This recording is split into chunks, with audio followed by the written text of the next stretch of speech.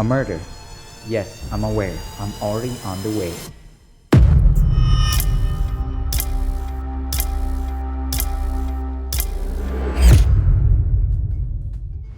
Wingman, mi amigo, come this way quickly. I'll show you the crime scene. You seem nervous, friend.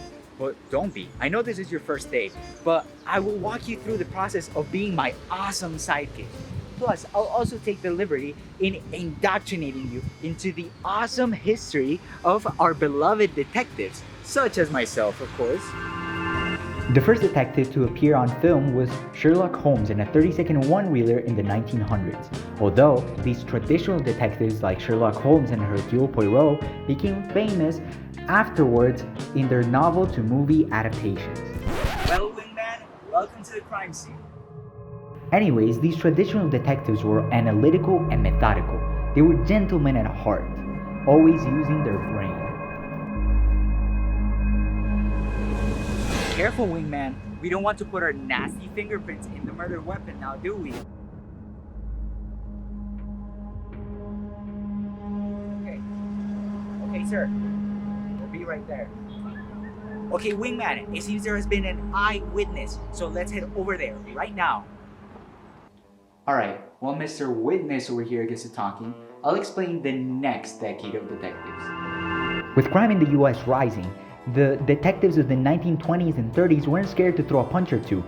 The difference between them and the traditional detectives is that they were more elegant, sophisticated, they were a lot colder and a lot more masculine, so to speak. Okay, that's it. You're staying in the interrogation room until further notice. Wingman, let's go. I need to get some fresh air, okay? And then we'll get through another lesson, shall we? Because of World War II and other reasons, noir detectives came to be. They had gray morals, glorified the anti-hero. They were the dirty side of detectives. They were like gangsters on the street. It was a lot darker and more contrasting to the classics. Wingman, do you mind staying back for a second on lookout? I gotta do something really quick. I'll leave you some notes to read in the meantime, alright? I'll be back.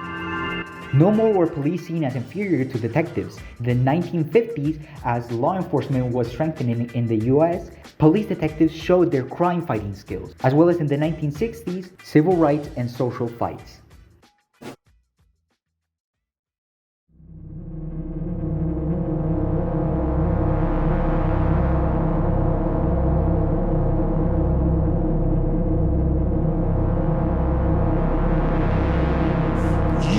I told you to stay back on lookout. What are you doing? Are you calling the police?